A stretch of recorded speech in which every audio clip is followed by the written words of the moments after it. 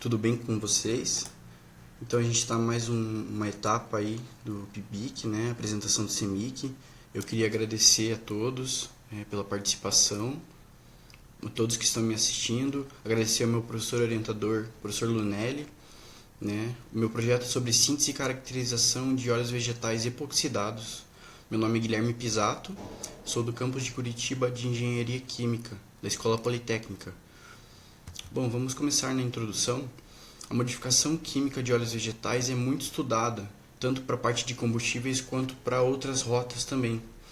No meu PIBIC, o primeiro PIBIC, foi feita a transesterificação de alguns óleos vegetais, óleo de soja, de mamona e de milho, através de álcoois, o MEG e o DEG, que são o monoetileno e o dietileno glicol. São álcoois de cadeia maior, como vocês podem verificar aqui na figura 1. Eles caracterizam por terem duas hidroxilas. Então, para o projeto de epoxidação que visa sintetizar um poliol, é muito interessante porque o poliol terá uma cadeia maior. Também tem a questão de serem compostos com maior funcionalidade relacionada aos centros ativos, o que proporciona essa interação maior, uma conversão maior na epoxidação. Basicamente, você tem o biodiesel, um ácido orgânico e o peróxido de hidrogênio, eles vão reagir e vão formar um poliol. Esse ácido orgânico vai funcionar também como um catalisador, porque ele vai ter algumas etapas na epoxidação, mas ele é um reagente também. E o projeto anterior foi síntese e caracterização de óleos vegetais quimicamente modificados. O objetivo do projeto é aplicar conhecimento sobre a epoxidação, utilizando ésteres dos óleos de soja, milho e rícino, né, que é uma mamona, com a finalidade de modificá-los quimicamente para a síntese de um poliol, e isso pode proporcionar a produção de polímeros. Os objetivos específicos: estudar as condições ideais do processo para a otimização das reações, implementação do KimSCAT, que é um aplicativo, né, um software de laboratório, que você pode ver as reações e desenvolver os equipamentos, né, laboratoriais. Relacionar alguns parâmetros para a ampliação da escala industrial desse projeto. Desenvolver um PFD com o Microsoft Visio, que é um programa de diagrama de processo, né? Modificar quimicamente óleos vegetais transesterificados por meio de epoxidação e realizar a caracterização via transformada de Fourier por infravermelho, ressonância magnética nuclear e cromatografia de permeação em gel, além também do índice de acidez. Devido à pandemia, a gente teve algumas impossibilidades, né? Não pude fazer as reações nem as caracterizações, que eram os últimos dois objetivos específicos, o que é ruim.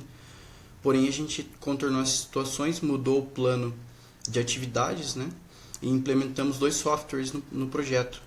O KimSCAT, que é para visualização dos experimentos, e o Microsoft Visio para visualização de uma planta industrial.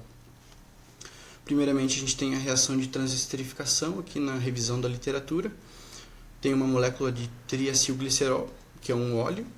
Esse óleo, reagindo com um álcool através de um catalisador, ele quebra essas cadeias aqui, criando ésteres, né, que são o meu objetivo para o reagente dessa etapa, e o glicerol também. E aqui embaixo são mais três reações que são essa reação, só que em três etapas diferentes.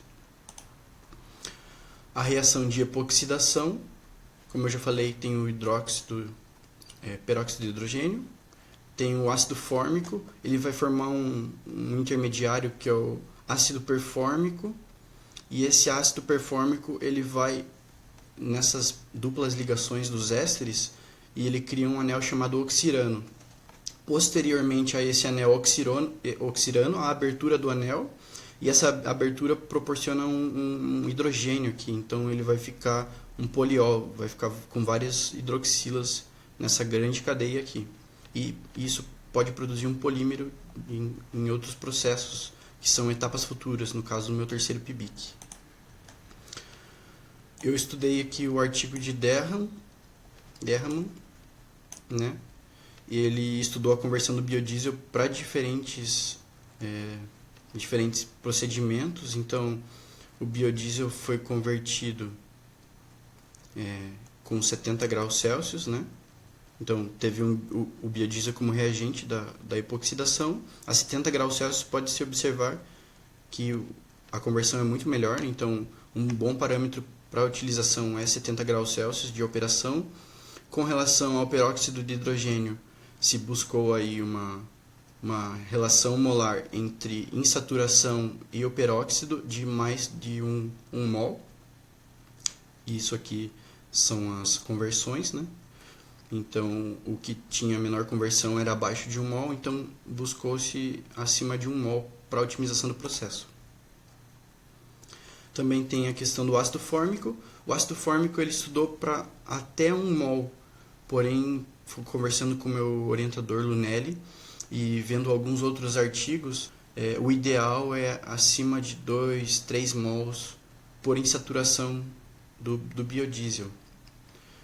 E o catalisador utilizado, um catalisador convencionalmente utilizado em epoxidações é o Amberlite. O Amberlite é uma resina que proporciona redução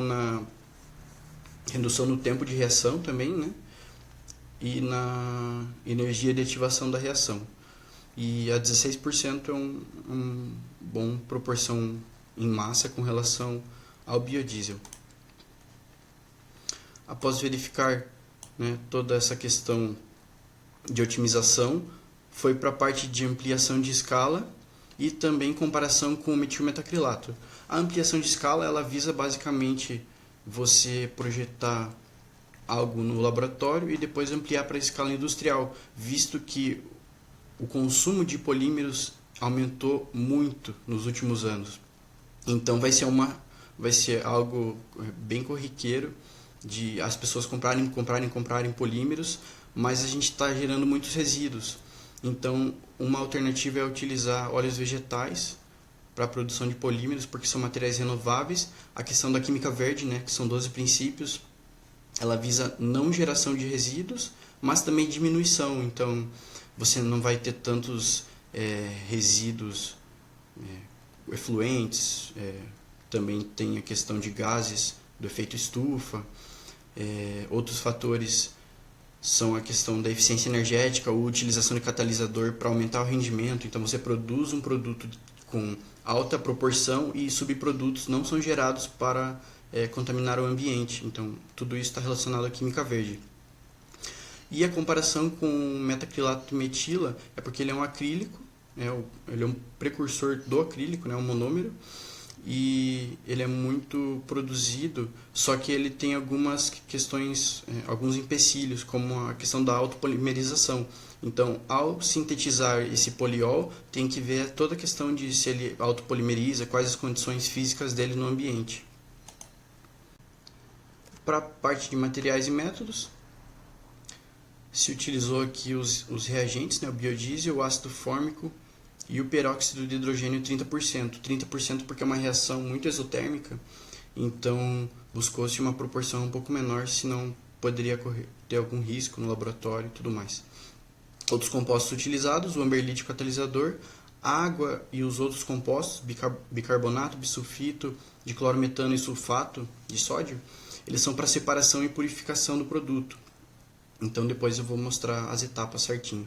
Vidrarias tem a barra magnética, balão volumétrico, de fundo chato, proveta, becker, agitador, magnético com aquecimento, pipeta, termômetro, funil, papel filtro e rotoevaporador. Os procedimentos envolvem, primeiramente você coloca o biodiesel ou ácido fórmico num balão de fundo chato, com agitação magnética e controle de temperatura. Depois você adiciona gota a gota o hidrogênio, peróxido de hidrogênio, porque ele é muito reativo. Para 1 mol, né, que eu comentei de insaturação, você coloca 3 mols de ácido, e para 1 mol de insaturação, 1,5 de peróxido, que já é o suficiente. Depois que você adicionou todo o peróxido gota a gota, por volta de 30 minutos, você pode reagir por 2 horas e 70 graus Celsius. Mas o ideal é 5 horas de reação. Depois você lava os produtos, né, com bisulfito de sódio, com diclorometano, água, e depois neutraliza essa solução. Essa lavagem é para separar a fase orgânica da fase aquosa. terceira etapa é a secagem da fase orgânica com sulfato de sódio anidro, utilizando papel filtro. E a quarta etapa é a remoção do diclorometano por rotoevaporação. Aqui a gente pode observar as proporções que eu comentei antes. Eu calculei com base, mais para frente eu vou mostrar, com base em outros artigos, porque no laboratório da PUC, na PUC não tem ressonância magnética nuclear. Então eu não sei quanto do óleo vegetal se transformou em biodiesel, por isso eu não sabia quantos mols tinham em média e qual que era a conversão em cada éster. Então eu peguei algumas referências para fazer esse cálculo, né? E toda a proporção estequiométrica com ácido fórmico, peróxido, catalisador, e assim eu construí essa tabela. Né? Tem os cinco amostras, né, que são do biodiesel. Isso aqui são os óleos vegetais, né, de soja, milho e rícino, que eu transformei em biodiesel. Depois eu reagi com isso aqui, né? Na verdade eu não reagi, a ideia era reagir, mas devido à pandemia a gente não conseguiu. Para os resultados, primeiro eu purifiquei o biodiesel com água quente, né? Então eu adicionei água quente, esperei a separação de fases, tirei a água quente, depois só ficou o biodiesel purificado, e para garantir que não tinha nenhuma quantidade de água, eu ainda aqueci um pouco mais ele. Então essa etapa eu consegui fazer em laboratório ainda, porque eu fiz ano passado. Mas as etapas futuras, que são essas que eu implementei o software, o ChemSketch. Primeiramente a gente tem a primeira fase, que é a reação num balão volumétrico, com agitação magnética e controle de temperatura. Também tem controle de volatilização. Tem o biodiesel, o catalisador e o ácido que ficam nessa parte, e o peróxido ele adicionado gota a gota nessa operação aqui, para que não ocorra nenhum acidente, porque é muito exotérmica.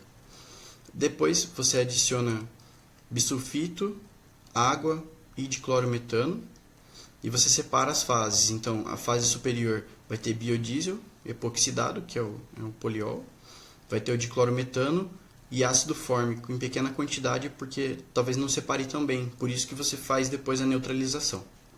Na fase inferior tem bisulfito de sódio, peróxido de hidrogênio, ácido fórmico que está em excesso e água.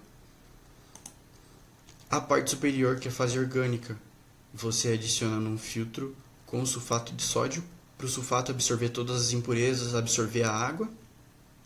E por último, né, nessa parte de poliol e de clorometano, você insere num rotoevaporador. Esse rotoevaporador vai evaporar o diclorometano por diferença de ponto de ebulição e vai ficar aqui embaixo o produto obtido. Essa aqui é a tabela que eu falei que teria os parâmetros de outros artigos, né? Normalmente um biodiesel de soja tem essas proporções desses ésteres, o biodiesel de milho tem essas proporções e o biodiesel mamona essas proporções. Eu calculei uma massa molar média e, de acordo com as insaturações de cada éster, no caso desses ésteres são ésteres metílicos, ou seja, não são provenientes de MEG e DEG, mas sim de metanol. Porém, há um pouco de diferença, um acréscimo na massa molar com relação ao MEG e DEG, mas de forma geral são massas molares parecidas e insaturações também. E eu calculei as insaturações para considerar as proporções molares, né, de cada composto, para reagir com o biodiesel. E aqui é com relação aos resultados esperados, caso eu tivesse feito as reações. Então, o óleo vegetal para biodiesel, eu por literatura sei que ele converteu 90% ou mais. Então 200 ml eu sei que 180 ml são de biodiesel, né? Assim como os outros óleos aqui. Dessa quantidade de biodiesel aqui, eu faria no laboratório essas proporções de 30, 15, 30, 15, 30 ml. Então, também por questão de artigos, eu sei que a reação de epoxidação ela tem uma proporção aí maior que 90% de conversão. Então eu sei que o rendimento global da reação, de todas as reações, são maiores que 81%.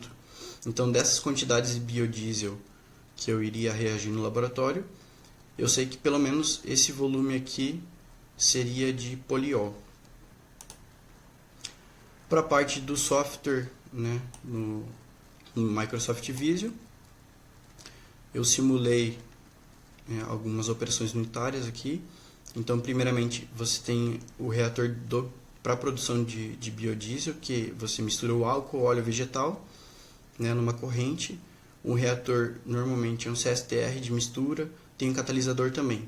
Depois de um tempo de reação e um controle de processo, né, controle de temperatura, ele vai para a separação.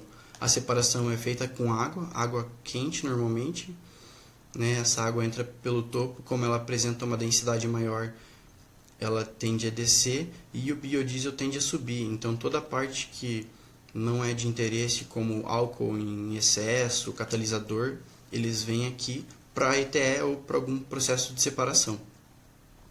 O biodiesel, para a reação de hipoxidação, ele entra em contato com ácido fórmico, né, num vaso, você alimenta também o catalisador e o peróxido de hidrogênio, acontece a reação e vai para uma etapa de separação. Nessa separação, você adiciona o diclorometano, como em laboratório, na parte inferior, e o bisulfito pela parte superior, porque ele é mais pesado e vai puxar toda a fase aquosa, né? E a fase orgânica, ela tende a subir com o diclorometano, vem para um tanque. Nesse tanque você pode colocar um antipolimerizante, caso haja necessidade, né? Como eu falei, é um estudo que não tem muitos artigos, então tem que se pesquisar mais essa questão.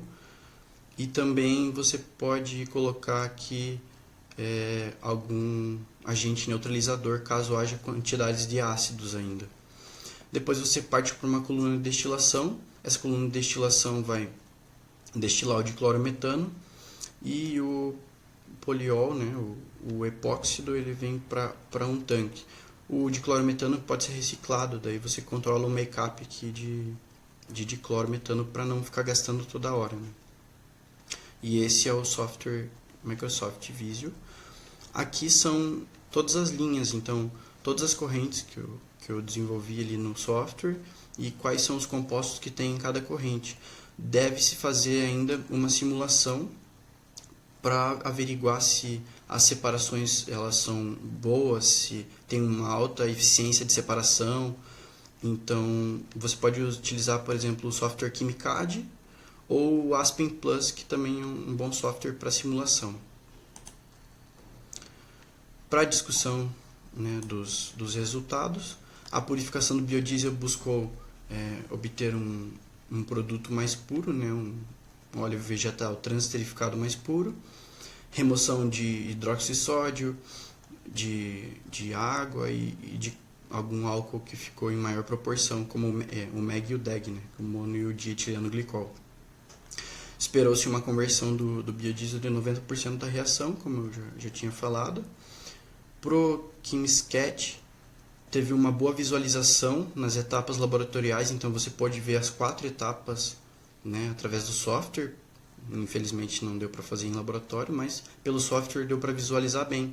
E a boa separação da metodologia para as reações, né?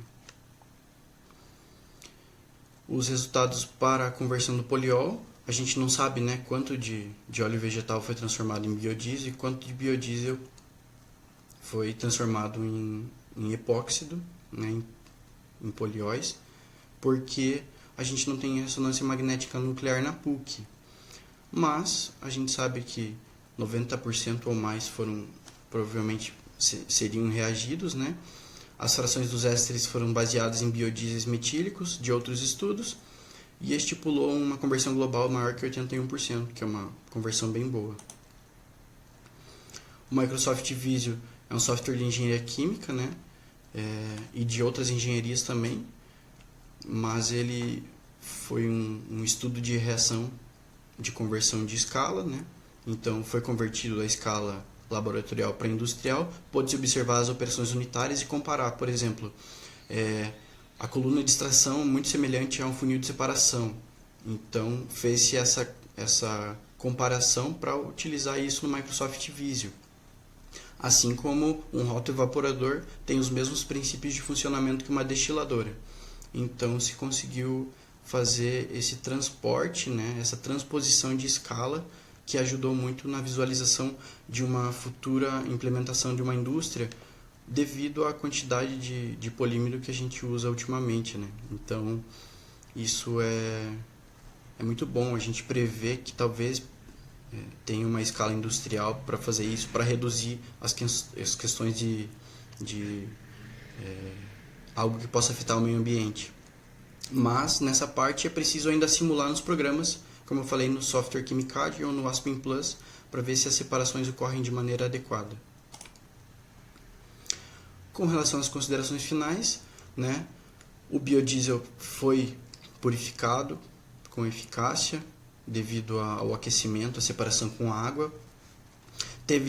Tivemos dificuldade, né, eu e o professor, em remodelar todo esse projeto, porque a pandemia trouxe algo ruim, um projeto totalmente laboratorial, teve que se transformar num projeto de pesquisa e implementação de softwares, mas a gente conseguiu modificar todo esse plano, todo esse trabalho e deu certo, né? Toda a parte laboratorial foi baseada em pesquisas teóricas e a utilização do software para visualização das reações e das separações. Acrescentou-se também no projeto a ampliação de escala que a gente não tinha antes, então foi uma etapa bem legal de pesquisar como que seria uma escala industrial e aplicar isso no Microsoft Visio para visualização de uma planta industrial simplificada, né?